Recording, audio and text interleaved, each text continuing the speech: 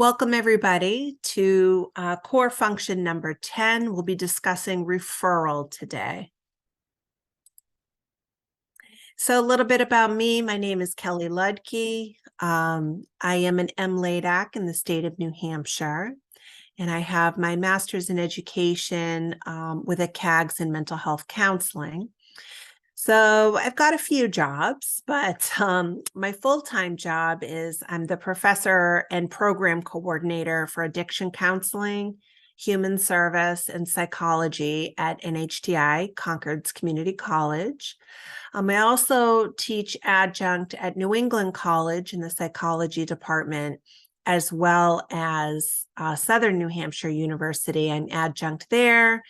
And I teach in the addiction counseling program, the human service program, and the psychology program. So I like to keep myself very, very busy.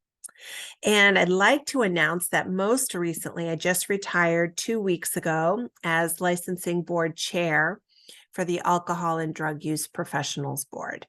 So it was a wonderful time, a good tenure, but time for me to move on to some other, hopefully exciting new things in the future, like doing these webinars.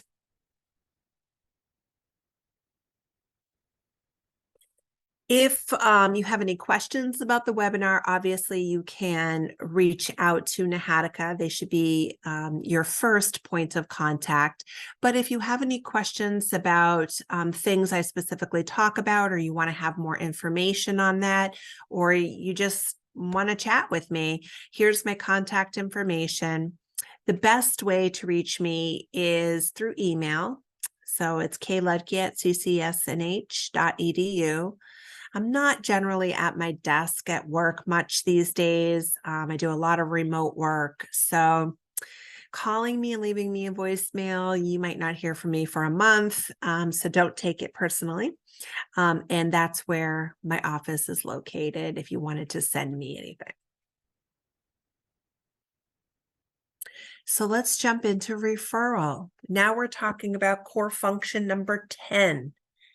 And why referral? Why do a whole core function on referral? And I think the answer really boils down to because we can't always be everything our clients need us to be. And we can't expect our agency to be everything that a client would need. And we're going to talk a lot about that today, how we need to have some, self-insight, some self-knowledge about what it is we can do, what it is people in our agency can do, about what our agency can and cannot do, and really what our scope of competency says we can do under our licensing guidelines, if you're licensed. And if not, you're practicing under your supervisor, what is their scope of competency, right? What is your level of training? So that's going to be really important as we go through the skill of referral.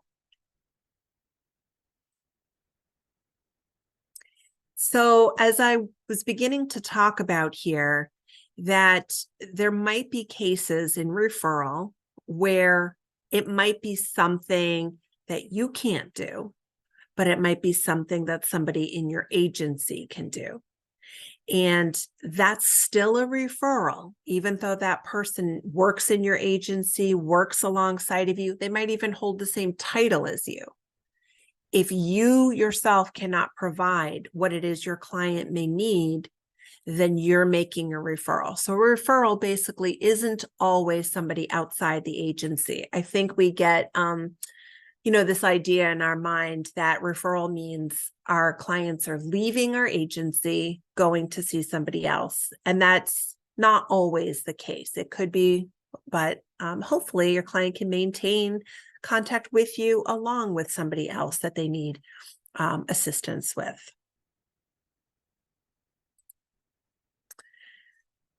So we'll talk a little bit, I'll get a little more in depth with this later on, but with referral, we need to really make sure we're examining our limitations. That's the first part. So what do I mean by that? And I can give some examples pretty clearly. If you're licensed as a LADAC in the state of New Hampshire, and a client comes to see you and they're struggling with their alcohol use, and they are struggling with feelings of sadness, hopelessness, sleeping too much, feeling of hopelessness and helplessness, right? Hopefully your brains are all saying depression, depression, depression. Then this client sits with you and talks to you about this stuff. As a LADAC in the state of New Hampshire, you should be thinking about, I can help this person with their alcohol concerns, but I'm hearing depression symptoms. I can't treat depression symptoms, so I'm going to think about making a referral for my client's mental health, perhaps get them assessed to see if what I think is depression is actually occurring, so that my client can get that care all at the same time seamlessly. And you're going to hear me do an entire PowerPoint slide about the word seamless, so we'll get back there. So that's recognizing your own limitations. Or perhaps you have a client that comes in and, they're struggling with their heroin use. They've been an IV chronic drug user, and they haven't received a physical in the past 20 years. They have used dirty needles. They have used other people's needles. You're thinking to yourself, I can help you with this heroin use as a LADAC, but I'm concerned about the fact that you haven't seen a doctor or gotten any health care, any testing around possible communicable diseases. So I'm going to make a referral to either somebody in my own practice or somebody outside the practice, like a medical doctor or a healthcare clinic. And I'm going to make sure that my client gets their healthcare needs met while I'm working with them around their drug use. So that's being able to tell yourself, I can do this, and I hear this going on, but I also hear this other piece going on. And I can't do that. That's what outside what I'm trained in. It's outside what my license says I can do, but it still needs to be worked on. Okay. It still is in the best interest of my client to talk about this and make that referral. Now, whether the client actually follows through with the referral is a whole other PowerPoint slide. We'll get there. And I really genuinely hope as we start to talk about limitations, you don't take that word personally. Don't take it like there's something missing with me because I can't serve every single need that my client has, because it's rare for a counselor to be able to meet every single need of our clients. Okay. Like I said, it's rare that you're going to be a medical doctor, a vocational counselor, a substance use counselor with dually licensed in mental health or an MLADAC, who also has, housing capability. Like, it's a lot, right? Like, we can't all be this one-man show. We rely on people in our community. We rely on people throughout the state, and that's a good thing, right? Just working in a vacuum like that could actually be more dangerous. I would rather have lots of people involved, but now we're going to go back to that word seamless, right? The more people that are involved in this client's care, the more we have to make sure that it's running smoothly and seamlessly for the client. Because as we know, right, it's hard enough to get our clients to just show up for their one appointment with us a week. And if we ask them, well, now I want you to also go to a doctor to get checked. I also want you to go to Voc Rehab to look for a job. And I also want you to do, now all of a sudden this client might not have the capacity at this time in treatment to be able to do all those appointments or have that advocacy for themselves or have that interest at this time, right? Our clients might just be like, hey, I need to get sober. And that's the only thing I can focus on right now. So the timing of our referrals, the appropriateness of our referrals, and the buy-in of our referrals from our clients is going to be really important. And we'll spend some time on that. That's a whole other PowerPoint slide in itself.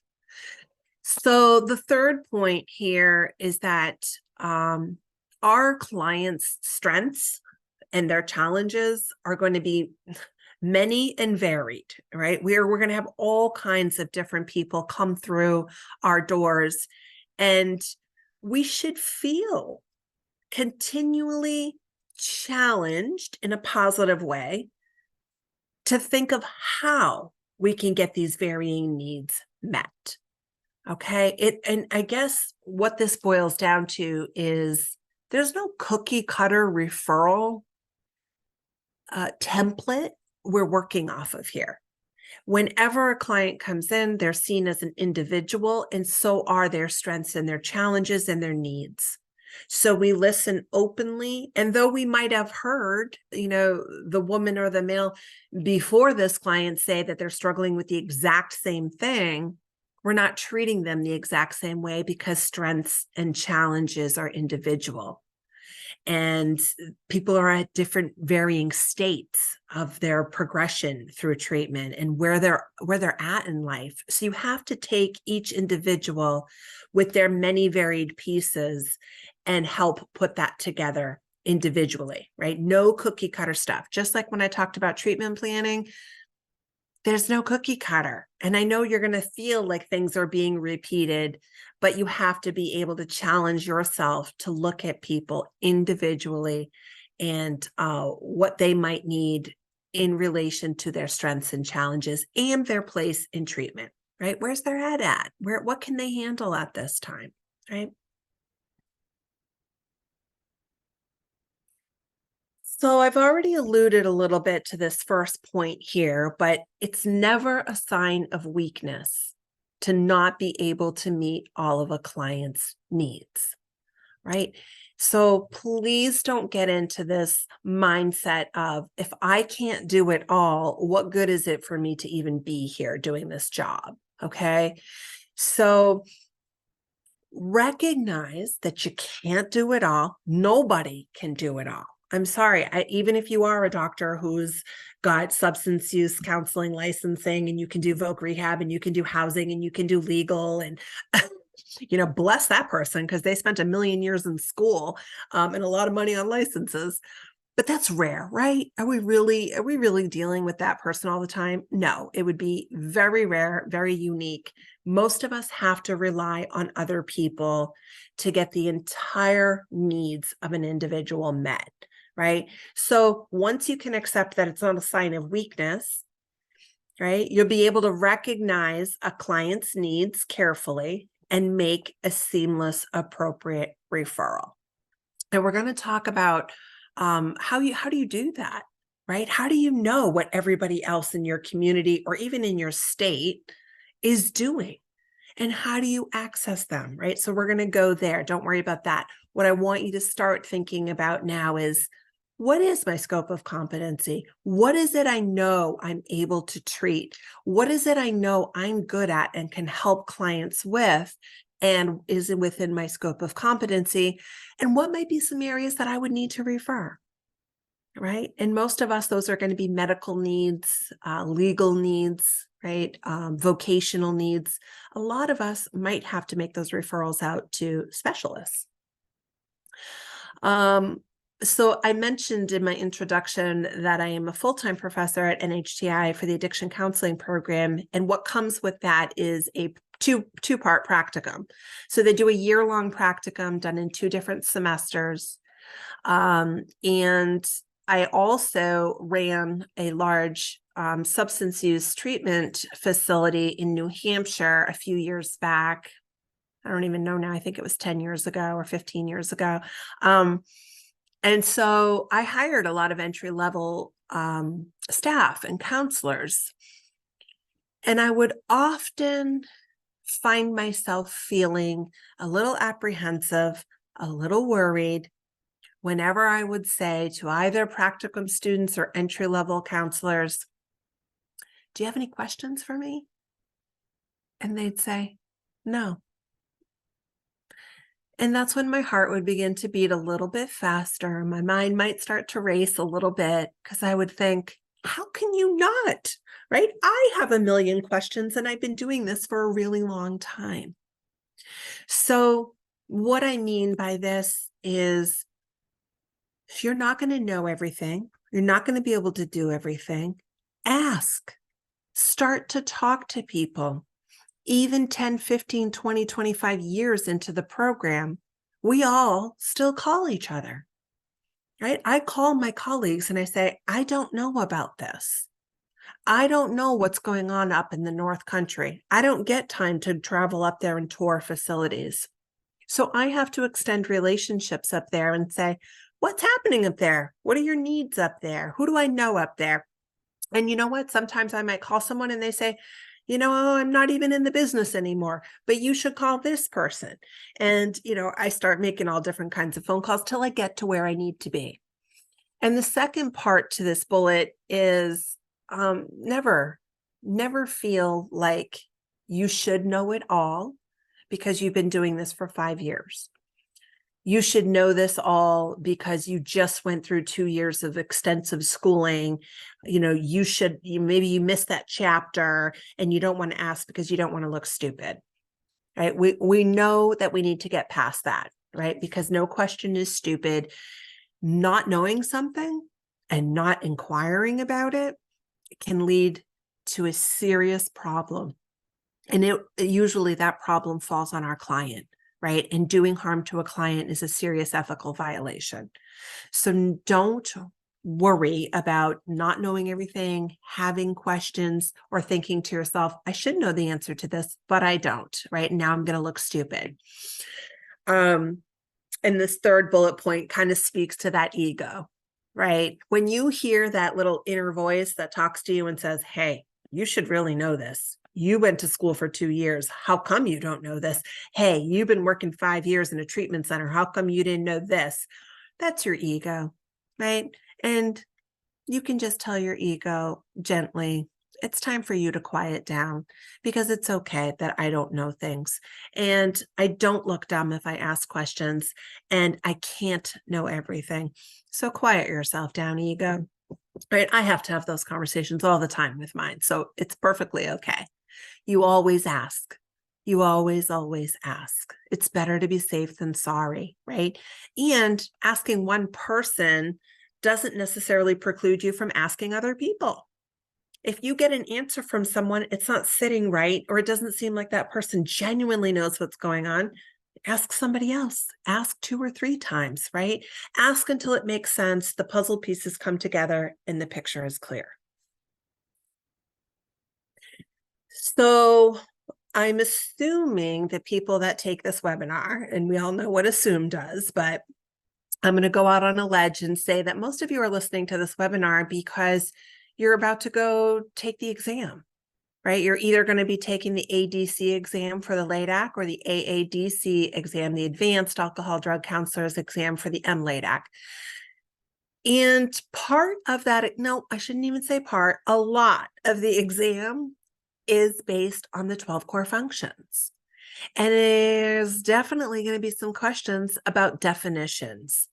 And the definitions are going to be IC&RC based. And those of you who don't know, I thought about this as I was putting together the PowerPoints last night. Yes, last minute. Maybe people don't know what IC&RC stands for. So it's International Credentialing and Reciprocity Consortium. That's what IC&RC is. They have a definition for each core function. And here is the one for referral. The identification of the client's needs. We got that, right? We've already talked about that. Referral is when you're able to hear that they have an alcohol concern, an alcohol use concern, and they also are feeling hopeless, helpless, blue, sad, right? They're eating too much or not enough. They're not sleeping enough or sleeping too much, right? Right? Your brain is going depression. So you're identifying those clients' needs right now. You're identifying a substance need, and you're identifying a potential depression need, right? Or mental health need.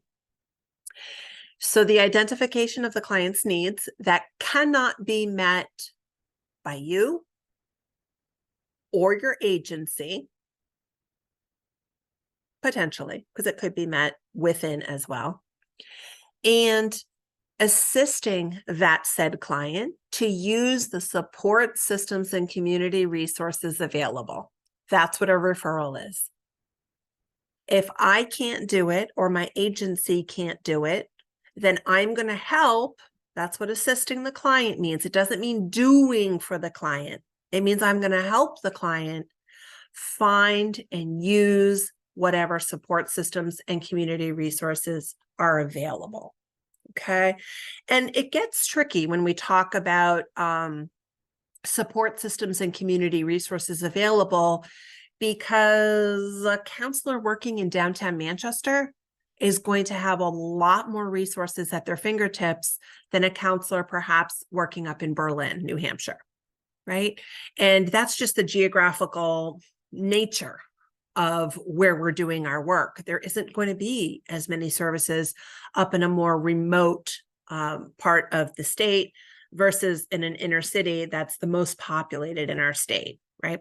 So if you're working up in Berlin and there aren't a lot of support systems and community resources close by, it doesn't mean that they're not available. But what resources does my client have to get some of those support systems and community resources? So I know the word COVID still makes me kind of my stomach turn a little bit. But one of the great things that did come from, 2020's COVID was a real big push around telehealth. And it makes a big difference in terms of referral for our folks who are living in a little bit of more remote areas, or maybe some of our folks who are housebound, right? They may not have transportation. They may have physical disabilities that prevent them from getting to certain appointments a certain distance away. Perhaps we have, a single mom with 4 young children at home. She's not able to get out 9 to 5 to go to a counseling appointment or a medical appointment, right? Without lugging 4 little kids around. That's not viable for her. So we have all these certain needs that a client might have. How can we work support systems and community resources so that it's seamless and possible for our clients to get their needs met? Okay, so there's your basic definition. You are asked these on the ADC exam and the AADC exam. So it's a good idea to really know that. Okay, that's my plug for you for the exam. I can't tell you what's on the exam, but I can tell you there are definitions that will be asked, and they're IC&RC based. So running parallel to IC&RC's definitions for the core functions are SAMHSA's TAP 21, right? And though they're called, it's a book, but I believe they're all electronic now. I'm not even sure you can get a hard copy of the TAP 21s anymore. But the TAP 21 is labeled Addiction Counseling Competencies. So that's a picture of what it looks like. But if you go to SAMHSA, you're going to be able to just download, I think, a PDF, and you'll be able to get all the content from the book. If you look specifically at Domain 3, you get a definition of referral from SAMHSA. Okay, this won't necessarily be on the ADC exam, but I want you to know that this information's out there, and I want you to look at sort of the similarities of the parallel between SAMHSA and IC&RC. So the definition of referral for TAP 21 is, and think about what we just talked about with IC&RC, the process of facilitating, helping, assisting the client's use of available support systems and community resources. That's the exact same language that meets needs identified in clinical evaluation or treatment planning. So they add specifically in clinical evaluation and treatment planning. That's okay, because that's all the work that we do anyways. Aren't we constantly clinically evaluating no matter what core function we're in? And treatment planning tends to be more specific in terms of our core function and our work.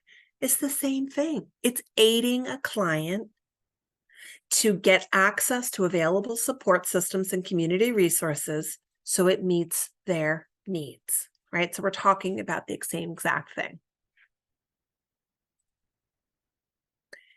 So if you've been following the webinar and you've been following me talk about this stuff, the core functions are sort of the umbrella, right?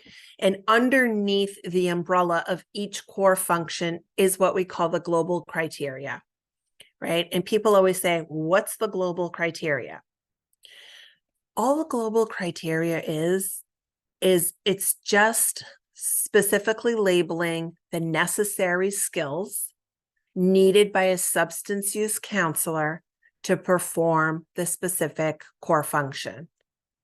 So if the core function is referral in this case, underneath referral, it's going to have, sometimes 3 or 4 or 5 different necessary skills that you should be able to perform in order to make the core function work. So let's take a look at each global criteria individually. So the global criteria for referral number 1 is identify needs and/or problems that the agency and/or counselor cannot meet. So let's take our client here who's suffering with an alcohol use problem, because we don't quite know maybe at this point if it's a disorder. Let's just say they have alcohol use concerns, and they also are talking a lot about potential depression symptoms, right? So you're concerned that, oh, okay, there might be some mental health stuff going on here. So you've identified those needs or problems. Now you're thinking, well, I'm a LADAC and my scope of competency says I can treat alcohol and other drug use problems. So I've got this alcohol use thing, right? Like I got this. This is what I do. I don't do mental health, right? I'm not trained enough in that. I can't treat it according to my scope of competency under my license. Well, now let me think about my agency. Is there anybody in the agency that can treat co-occurring disorders? Is there anybody in the agency who's a mental health provider? So if you run through the list and you find like, oh, geez, no, everybody's a LADAC here. We don't have what we need. So I need to probably, make that referral outside the agency. But right now at this global criteria, you're just identifying what is needed and what you or your agency can and cannot meet. Okay. So this will require that this is falling on you. This is your competency. This is what you have to be able to do. So you have to be able to recognize that the client's needs or problems are outside your scope of competency, which we just did, right? Because I'm playing the counselor here and I'm saying I'm a LADAC and this is my scope of competency. And then client needs or problems can't be met by another professional in your agency. So I just went through that with you, right? I just went through everybody that works in the agency. Nobody's dually licensed. Nobody's an MLADAC. Nobody has a mental health license. We don't have a doctor on staff. So we don't have anybody that's able to do that. That you've just met what you're supposed to be able to do under global criteria number 1, right? Global criteria for referral number 2. You have to be able to explain the rationale for the referral to the client. So you need to understand the need to explain things to a client. Why is it important? Why would we make a global criteria that says you need to explain the rationale for the referral to the client? And it's simply a lot about education. It's about buy-in, and it is about understanding your client's strengths and weaknesses, right? You need to be able to talk about the nature of the referral, right? This is what I will be referring you to. So let's take our client, for example, and let's say, you've got the depression red flag going off in your head. You can't treat it. Your agency can't treat it. So you might say, I would love to continue working with you around your alcohol use and examining your relationship with alcohol. But I'm hearing some symptoms that could potentially, I hear some mental health symptoms that have been a little bit of a problem for you. So I think we might want to talk about referral to the mental health center across the street, right? The mental health center would be able to give you the proper treatment and assessment to figure out if there's anything going on, and if there is, be able to properly treat it for you and help you with that. So that's the rationale, right? I want to make this referral. This is why I'm going to make this referral. This is the nature of the referral. And then saying to your client, does that make sense? Right? Do you understand what I'm saying to you? And you don't want to say it in a condescending way, like, do you understand what I'm saying to you? Right? Do you understand mental? No, it's, and if a client says my mental health, and say, yeah, when you talk about feeling sad and blue and helpless and hopeless, and you're not sleeping and you're not eating, and you're just really overall feeling like life is a challenge to get through, right? It sounds to me like you might be struggling with some depression symptoms, but I'm not an expert. I would rather have an expert be able to talk with you about some of these symptoms and decide what's going on, right? So does that make a little bit more sense, right? And then keep going, right? The client might say, most of the time they're going to say, oh yeah, right, makes sense. And sometimes they might say, I don't know, I'm still not following it. I have to see you and another person. And then you go back at it, right? You try and help them understand that, yes, you might have an appointment with a mental health provider across the street on Tuesdays, and we can still meet on Thursdays if you'd like to, right? But if going to 2 appointments in a week feels too much, let's talk about that. Let's talk about how that might look and what we might be able to do to work around any of those challenges or barriers. I just want the best for you. Okay. So that's the part where you're responding to any and all questions, right? The input piece is important here because client might say, I really, I appreciate what you're saying and it makes sense, but I'm not in a place to do that right now. I don't want to focus on that. I just want to quit drinking because I feel like when I quit drinking, I'm going to feel better, right? All those sadness and sleeplessness and my appetite will come back. All that stuff's going to go away. So what do you think about that? Can we put that mental health assessment on hold, right? And then you have to make your clinical opinion at that point, right? Like, do you think that that's something that they can put off? Do you find it to be a little bit more emergent? Are you afraid that this person might be in jeopardy of harming themselves or taking their own life, right? If you think it's something like, like let's revisit it next session, you can do that too. You don't have to get that client to be like, buy in, make that appointment right in that second. You're going to have to go with the flow a little bit, right? Because the minute you start forcing anybody to do anything they don't want to do, what happens to your trust and your rapport with that person? Gone, right? Global criteria for referral number 3. So here's now the third thing you need to be competent in being able to do under referral. Match the client's needs or problems to the appropriate resource. So we kind of did this in the last slide where we're talking with our client, we're giving them the appropriate resource to a mental health center because we know that our client doesn't have a lot of money. Our client might even be, couch surfing right now, so they don't even have a stable home. They're not going to be able to afford, right? Maybe a person in private practice. They're not going to be able to, maybe afford anything at all. We know that the mental health center across the street works on a sliding fee scale. They have some services available pro bono.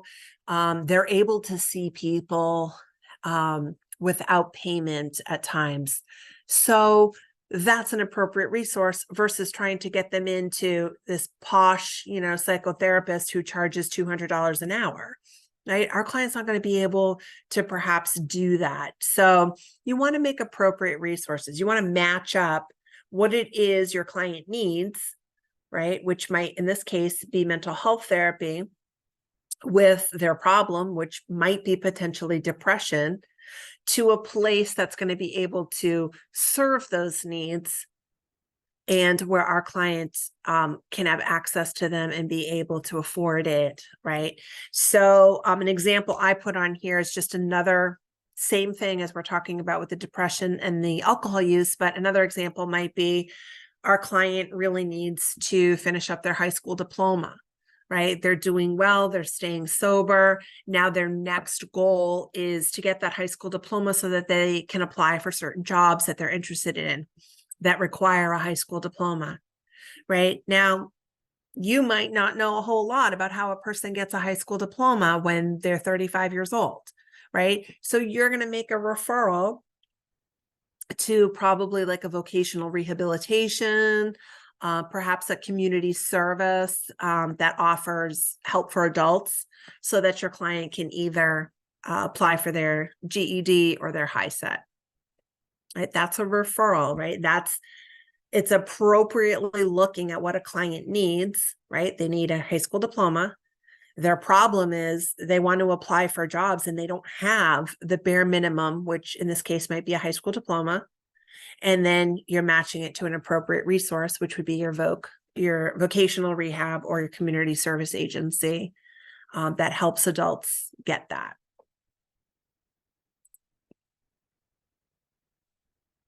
Global criteria number 4, adhere to applicable laws, regulations, and agency policies governing procedures related to the protection of the client's confidentiality.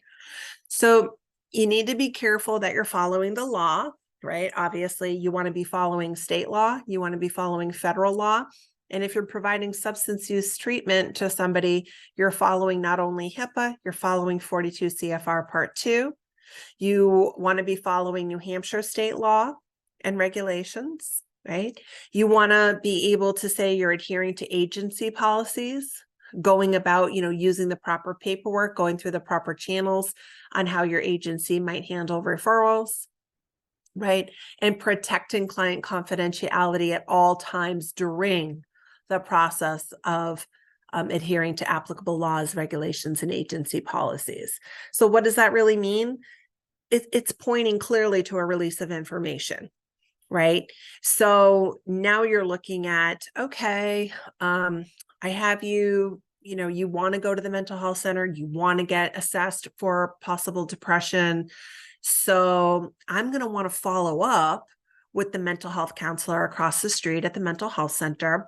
And the only way I can do that is if you, client, give me written permission, written consent through a release of information form, so that after the assessment with the mental health provider, I can call the mental health counselor and I can ask for a copy of the assessment.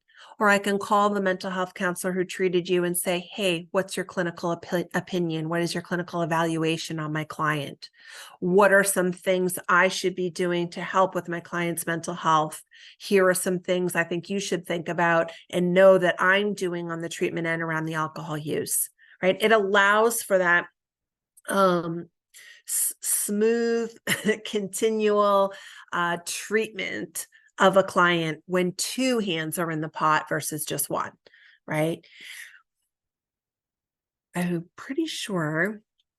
I think I talk about releases and required information later on. Let's finish up global criteria and then we'll take a look at the information that has to be on a release of information form. So the 5th one, which I believe is the last one, assist the client in utilizing the support systems and community resources available. So the key word here is assist. I know a lot of you have heard, maybe you've heard this. I know I certainly heard it a lot as I was gaining experience in the profession, but it was always, you don't make the call for the client. They have to make the call on their own. You don't want to enable the client.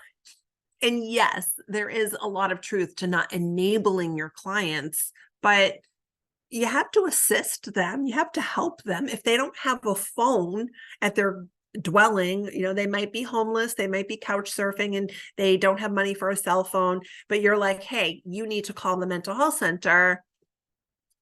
Are you putting up a barrier by not somehow assisting the client with finding the means to telephone the mental health center? So is it enabling for you to say, I have a phone right here on my desk during your appointment. I will give you the phone number to the mental health center. You may use my phone to make that call. Is that enabling? No, that's assisting. Let me help you with a resource that I have available so that you can get the help and support that you need. You're not making the call for them. You're not calling up the mental health center and saying, I have a client here who needs, an assessment for depression, right? But you're giving them those tools to do that. That's facilitating the use of support systems, right? And the example is really, like calling a community college together to ask for further information, right? And what that means together isn't that you're necessarily on the call, because you might need a release of information for that, right? Or it means talking to your client ahead of time and saying, when you make the call to the mental health center, let's say, here's what you're asking for. You're asking for an assessment of your mental health based on a conversation with your substance use counselor. Okay, that gives the mental health center enough information to go, oh, okay, this person saw a substance use counselor. Substance use counselor got worried about their mental health, so asked the client to call, right? I have to say, even as a professional, I find it extremely hard to get to talk to somebody around what I need. Okay, so if it's hard for me as a professional to get somebody on the phone around what it is I need, what in the world do you think it's like for our clients?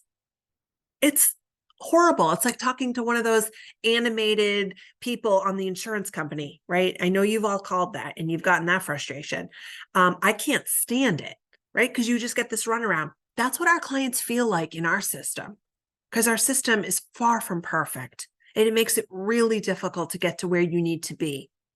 And if you don't have these key words to get there, it could be a mess, right? So help them. That's what facilitate means. That's what assisting is. Tell them what they're calling for.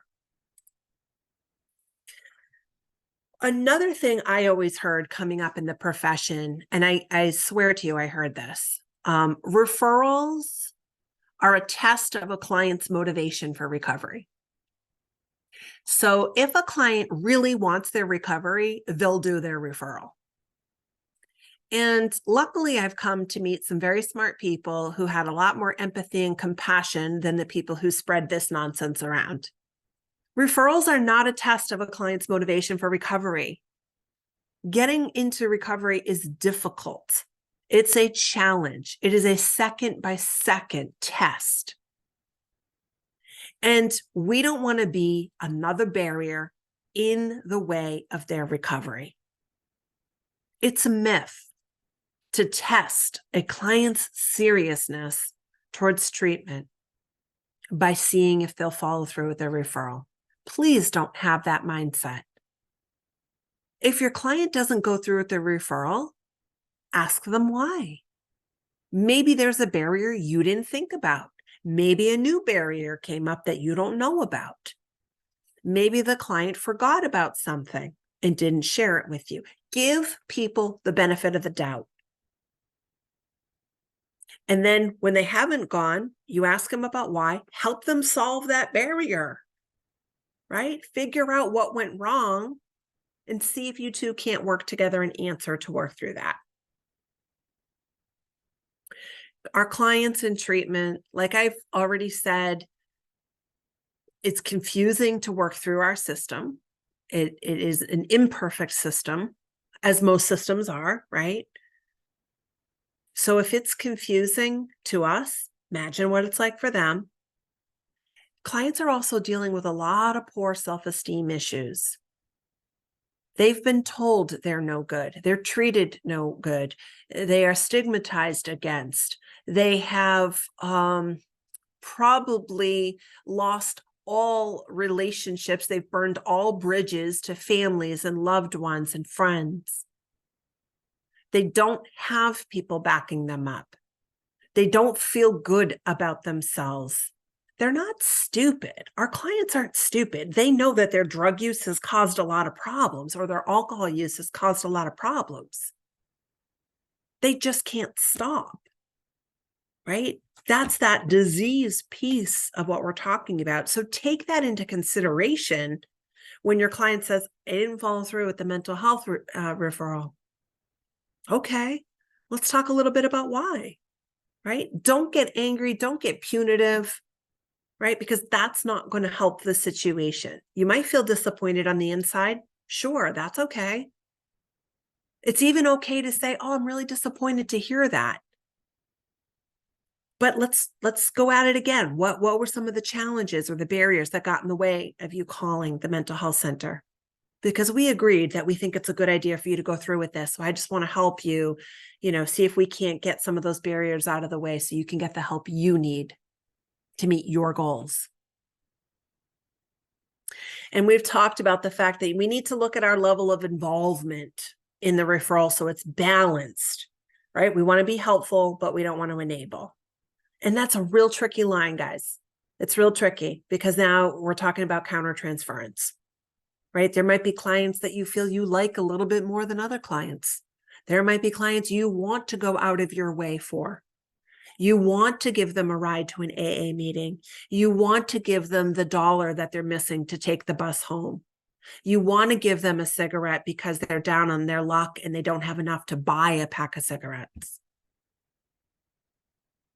Is it enabling? Is it being helpful, right? What is your motivation and your reasoning behind some of that stuff, right? So gathering information. So in an effort to refer a client effectively, seamlessly, and ethically to another outside resource, it's important that you have current information about what's going on in your community, what's available, what programs or facilities are you making this referral to, and how does one do that?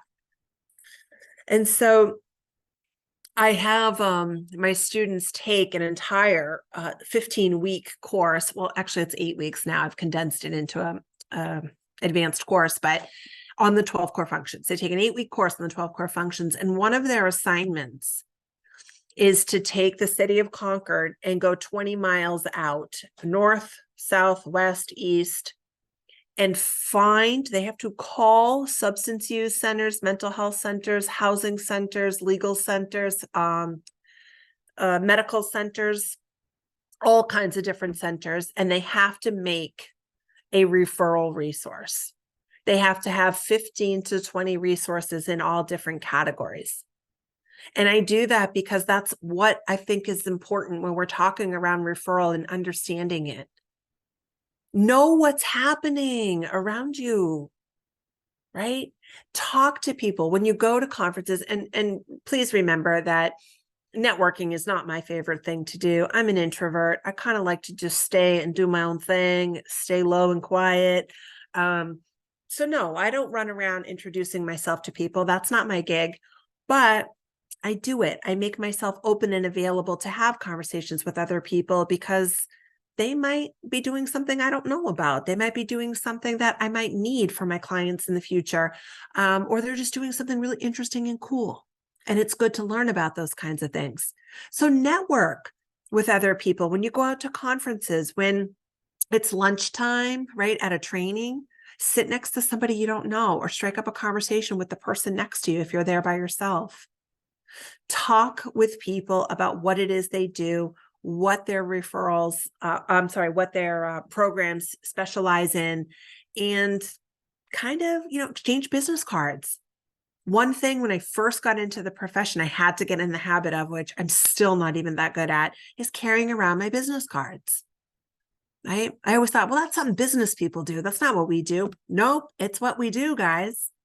Give out your cards when you're at places and say, if you ever need anything, this is where I work. This is what we do.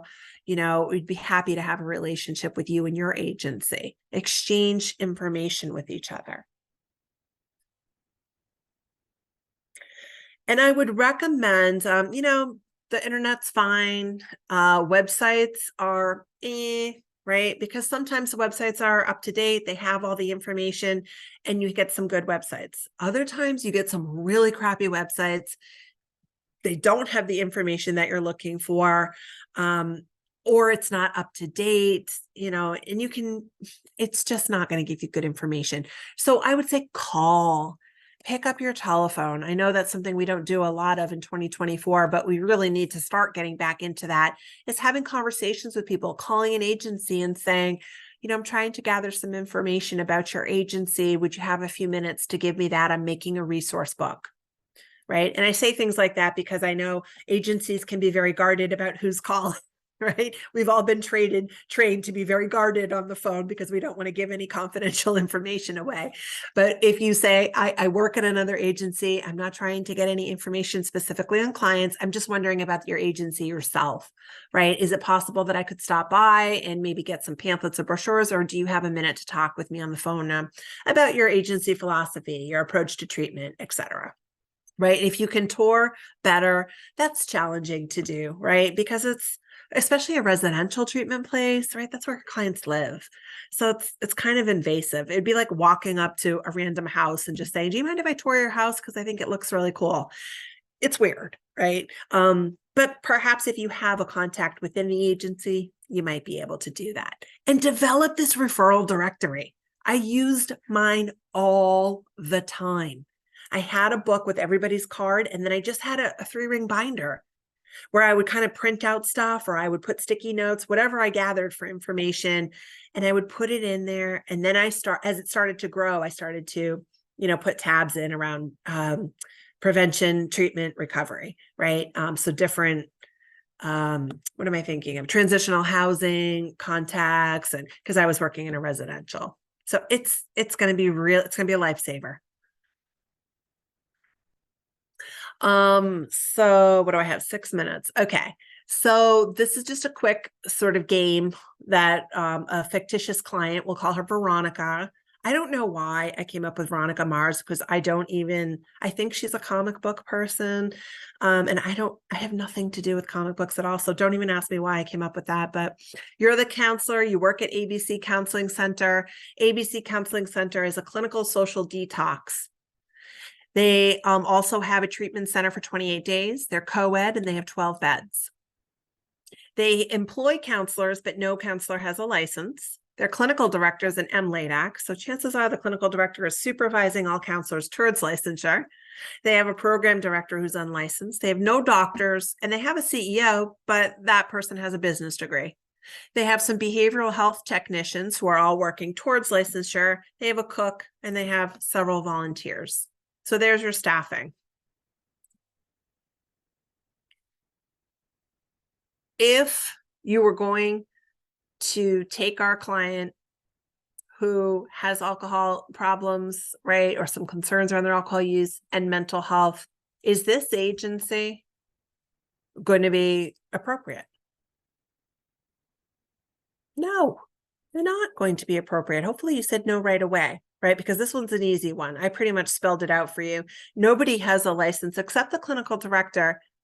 And I should say the clinical director doesn't have a caseload. So those of you who said possibly, maybe, you could be onto something, because I really should have said that the clinical director is just administrative and doesn't have a caseload. So the clinical director is not seeing patients or clients.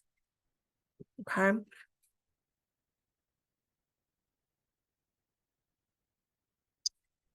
Things you could inquire about when you're looking to find out more about an agency. I'm not going to go through all of these just for our time, but you want to kind of get a sense about agency philosophy. What's their approach to treatment?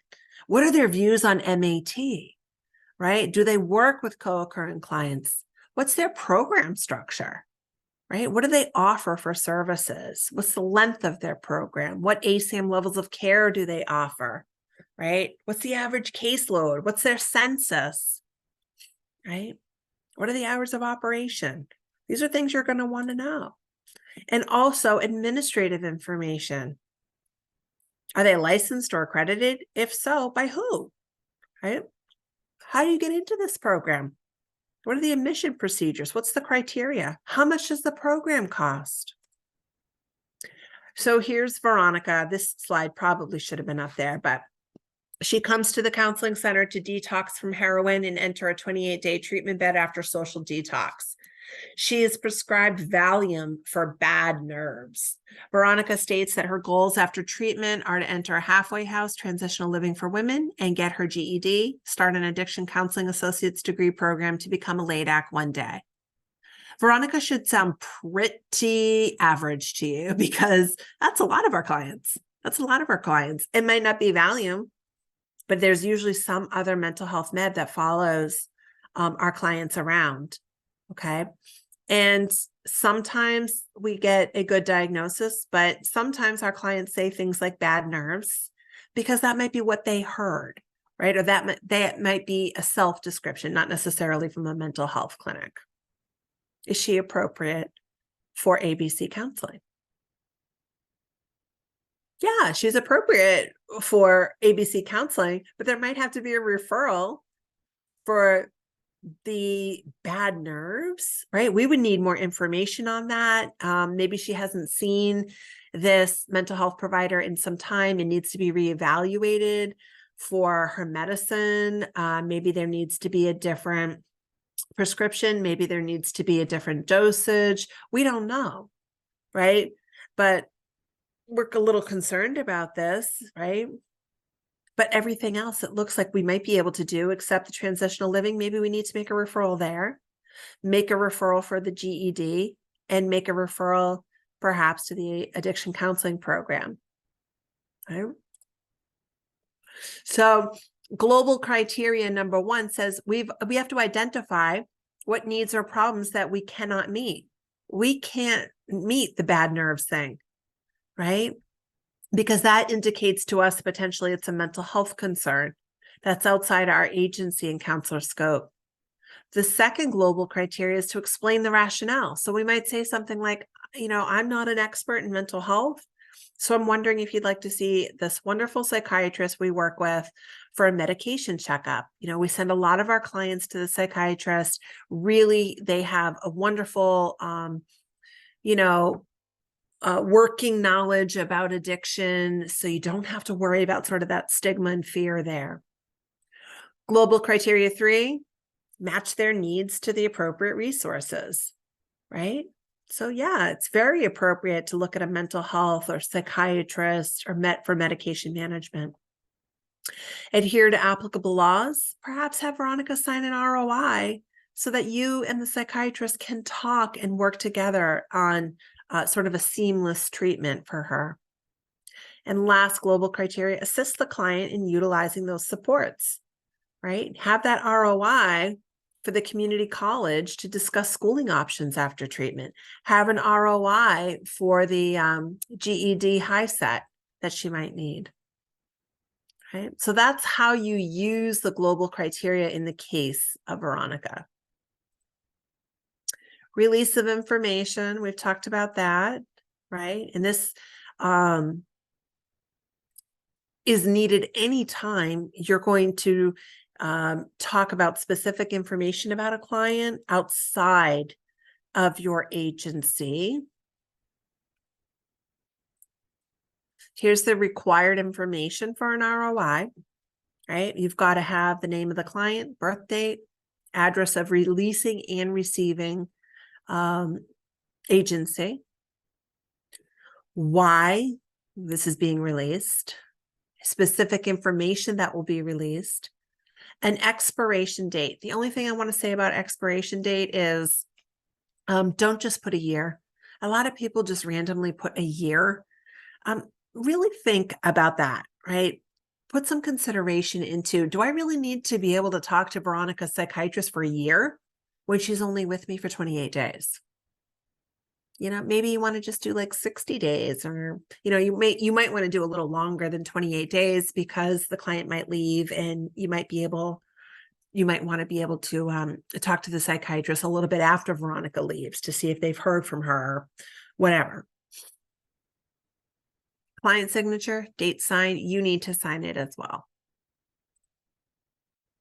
I just put the exceptions to confidentiality in here because I wanted to make sure you were understanding 42 CFR when we're talking about confidentiality in a substance use treatment center, right? These are times that you may break confidentiality. Please notice that harm to others is not listed on here, right? There is a state statute that says harm to other people, right? But in terms of 42 CFR, this is what's listed. Last kind of point is that referral should not be confused with the core function of consultation. And we'll be talking about consultation as our last core function, but referrals is when you say, I can't do it, but somebody else can. Consultation says, I can do it, but I can do it better with another's help. Right? So they aren't the same. And I think sometimes they get confused. I'm not sure if I skipped one. Oh, okay. So this is just talking a little bit more about understanding that those feelings that a client might be having when a referral is suggested by a counselor. They might feel like they're being abandoned, right? They might feel angry. They might feel confused. It's your job to help them work through those feelings and ultimately get to a place where they feel hope. Your clients deserve honesty and clarity. Tell them the truth. Be clear about what it is you're doing, what you want them to do, and what the end goals are. They deserve that. Can't find my mouse. Okay. So honesty and clarity, right, helps build that therapeutic relationship, because then you have trust, you have rapport, you're able to have that empathy. And this is where we talk a little bit more about that buy-in. Somebody is more likely to follow through with a referral if you've been honest every step of the way, you've been clear, you've given reasoning why you want to do what you want to do, why you're giving the referral that you're giving, right? When you're being vague and unclear and you're nervous about talking about why you're doing what you're doing, and you're unwilling to have a little bit of challenge and setback from a client without saying, well, I'm disappointed, but let's talk about it. It's more likely to blow up in your face. Getting that buy-in is really going to help. And then making sure it's seamless, right? Making sure that you're doing everything you can to sort of help alleviate those barriers so that your client can do what you're asking them to do. All right.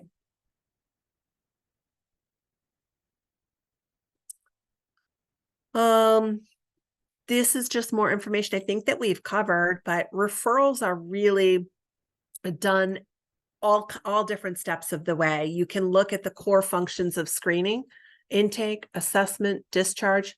Referrals are happening at all these different stages. They can happen at any stage, at any function.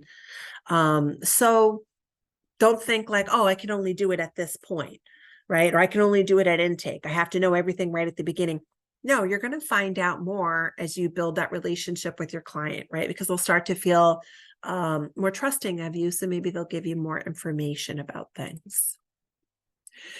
So my final thing is, if you take one thing from this webinar, I hope it's that you understand how important referral is and how important it is for you to have respect for yourself and for your client, right? See your client as that individual, assess their strengths and challenges, and make referrals individualized.